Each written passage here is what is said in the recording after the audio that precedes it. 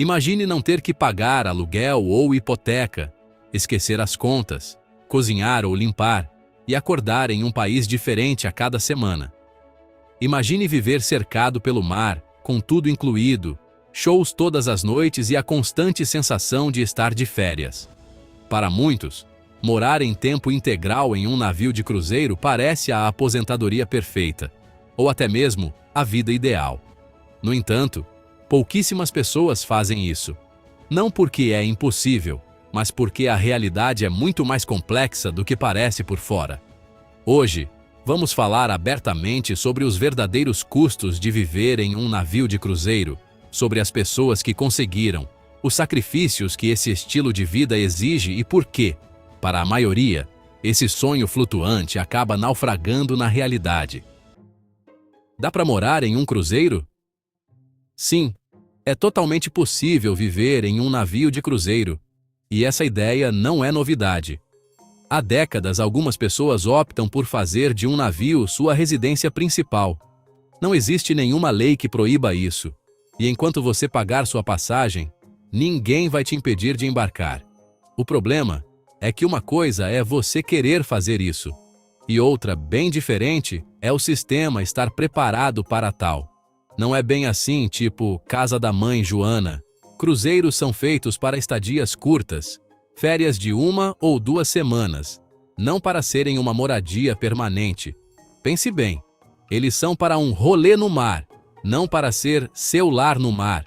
Por isso, embora o conceito seja fascinante, a indústria não o promove nem o incentiva. É tipo chover no molhado para eles, um fenômeno de nicho. Os casos que conhecemos são exceções muito específicas. São pessoas que adaptaram suas vidas a um modelo que não foi feito para elas. São tipo guerreiros do mar, adaptando tudo, e isso inevitavelmente gera atritos. O método mais barato para viver em um cruzeiro. Quando se fala em viver em um cruzeiro da forma mais barata possível, sempre surge o mesmo perfil. Alguém que não busca luxo, conforto extremo ou experiências exclusivas. Essa pessoa busca continuidade, ficar a bordo o máximo de tempo possível sem que o orçamento exploda. Essa abordagem transforma o cruzeiro em algo bem diferente de umas férias. Ele se torna uma estrutura diária, quase como um pequeno apartamento que se move. A pessoa que segue esse método aceita, desde o início, abrir mão de muitas coisas que outros passageiros valorizam. Nada de grandes excursões, nada de restaurantes especiais, nada de gastos impulsivos. Tudo é milimetricamente calculado. Cada decisão impacta diretamente a capacidade de continuar vivendo no navio. As decisões mais importantes para pagar menos. Viver economicamente em um navio de cruzeiro não depende de uma única grande decisão, mas de muitas pequenas e constantes escolhas. A primeira delas é sobre a companhia de cruzeiro. Companhias de cruzeiro de massa oferecem preços bem mais baixos que as de luxo, mas também com menos serviços inclusos. É tipo aquele ditado, o barato sai caro, mas aqui não é bem assim. Você só vai ter que abrir mão de algumas coisas. A segunda é o programa de fidelidade. Isso pode fazer uma grande diferença, especialmente para quem viaja sozinho e muitas vezes paga taxas extras. É um pouco como o programa de pontos do seu cartão de crédito, só que em alto mar. A terceira decisão, talvez a mais difícil, é a cabine. Viver por meses ou até anos em uma cabine interna, sem luz natural e em um espaço apertado, não é para qualquer um. É preciso ter a tranquilidade de um mestre zen. Além disso, é preciso trocar de navio com frequência, sempre em busca das tarifas mais baratas e focar em viagens para regiões onde os preços são naturalmente mais baixos. É como no Brasil, você optar por ir para o litoral de São Paulo em vez de Fernando de Noronha, se o orçamento estiver apertado. Todo esse sistema só funciona se você aceitar essa disciplina. É como uma poupança, só que no mar. Quanto custa realmente viver assim? Se a gente somar todos os números e deixar de lado as idealizações, o valor real começa a aparecer. Viver em um navio de cruzeiro da forma mais econômica possível, custa pelo menos o mesmo que uma vida confortável em muitas cidades brasileiras. Pense em São Paulo ou no Rio de Janeiro. As despesas diárias, se você incluir taxas portuárias, gorjetas e conexão de internet, giram em torno de $200. Isso significa que, sem qualquer extravagância, estamos falando de cerca de $70 mil por ano. É um dinheirão, não é? E esse é o cenário mais otimista. Isso não inclui bebidas alcoólicas, passeios, compras, lavanderia frequente ou despesas médicas. A gente sabe bem como esses extras de viagem podem pesar no bolso. É um orçamento que exige disciplina absoluta e uma mentalidade completamente diferente da de umas férias. Nada de tudo incluído no sentido que a gente conhece no Brasil. O cruzeiro deixa de ser um luxo e se torna uma rotina diária, onde cada gasto conta. Mais conforto, mais dinheiro. O grande dilema surge quando a realidade do espaço apertado começa a incomodar. Viver indefinidamente numa cabine interna pode funcionar por um tempo, mas não para todo mundo. A falta de luz natural, o tamanho reduzido e a sensação de confinamento acabam afetando o psicológico. É nesse ponto que muitos consideram melhorar de categoria. Mudar para uma cabine com varanda parece um passo pequeno, mas financeiramente é um salto gigantesco. Os custos anuais podem subir dezenas de milhares de euros.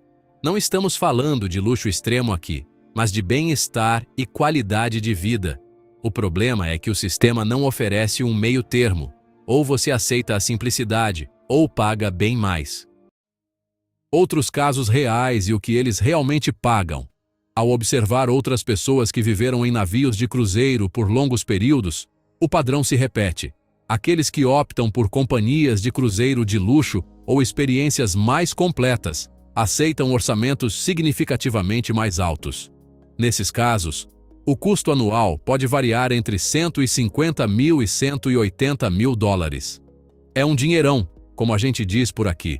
Em troca, eles obtêm cabines mais espaçosas, melhor gastronomia, mais serviços inclusos e menos restrições.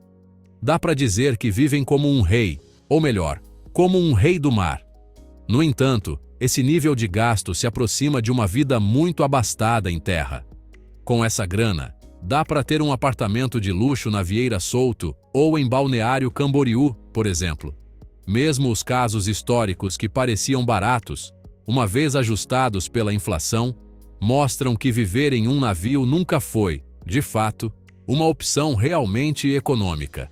Desde o tempo dos antigos transatlânticos até os modernos cruzeiros, a história é a mesma. A grande tentação dos cruzeiros de volta ao mundo. Para muitos, a ideia de ficar só no Caribe não é tão atraente. O verdadeiro sonho é viajar o mundo todo sem precisar mudar de casa. Os cruzeiros de volta ao mundo parecem oferecer exatamente isso. Por meses, às vezes até por mais de um ano, você visita dezenas de países com uma experiência quase tudo incluído.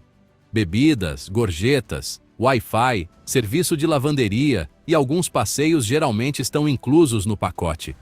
O problema surge quando você viaja sozinho. A maioria dessas tarifas é calculada para 2 pessoas dividindo uma cabine. Se não for esse o caso, os custos disparam. Nesse cenário, viver em um cruzeiro de volta ao mundo pode custar mais que o dobro da opção mais barata, que se concentra em uma única região. Por que as companhias de cruzeiro não querem residentes permanentes? Embora possa parecer que as companhias de cruzeiro teriam interesse em passageiros que pagam sem nunca desembarcar, a realidade é bem diferente. Cruzeiros são feitos para um fluxo constante de pessoas que embarcam, aproveitam e depois partem. É como o carnaval no Rio. Você vem, folia e segue em frente. Se alguém fica por meses ou anos, deixa de ser turista e age mais como um morador. Isso pode gerar tensões, tipo numa república de estudantes, onde cada um tem suas manias.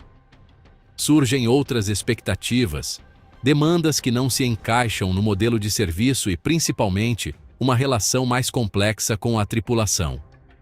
As pessoas se conhecem demais, e isso, às vezes, pode ser desgastante, como numa família grande. À medida que o passageiro envelhece, as necessidades aumentam, e o navio não está preparado para assumir esse papel. Não é um asilo flutuante.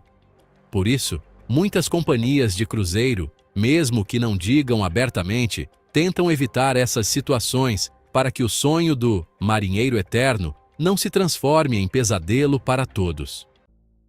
A saúde, o maior ponto fraco. Enquanto a gente tá com a saúde em dia, viver num cruzeiro pode parecer a solução perfeita. Um verdadeiro paraíso, tipo novela das 9, sabe? O problema é que esse castelo de cartas pode desmoronar a qualquer momento. O atendimento médico a bordo é só para emergências, para aquela dorzinha repentina, um tombo bobo ou uma gripe. Mas parece um posto de saúde, não um hospital de verdade. Não tem estrutura para tratamentos longos, doenças crônicas ou acompanhamento médico contínuo. Especialistas? Nem pensar. Dentista? Esquece. E conseguir remédios a longo prazo? Isso é um perrengue daqueles. E o plano de saúde, então? Achar um que cubra a vida inteira no mar não é só complicado, é caríssimo. Mais caro que um show do Roberto Carlos. Para muita gente, só esse detalhe já transforma o sonho de viver no mar numa roubada daquelas. O problema com o lar em terra. Viver no mar não elimina a necessidade de ter raízes administrativas em terra. Você ainda precisa de um endereço fixo para bancos, impostos, aposentadoria, seguros, documentos oficiais e correspondência. Mesmo passando a maior parte do ano navegando pelos oceanos, o sistema exige um ponto de referência fixo. Isso significa manter um apartamento, mesmo que seja apenas um pequeno cafofo, ou depender de familiares ou serviços especializados para cuidar dessas coisas. Longe de simplificar a vida, viver em um cruzeiro adiciona uma camada extra de complicação. Você está constantemente entre dois mundos, sem realmente pertencer totalmente a nenhum deles. A solidão que quase ninguém comenta.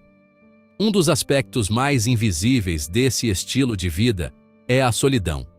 À primeira vista, parece impossível se sentir sozinho em um navio cheio de gente, mas a constante rotatividade muda tudo. Você conhece gente nova toda semana, conversa, compartilha momentos, e em poucos dias, eles desaparecem da sua vida. Construir relacionamentos profundos se torna extremamente difícil.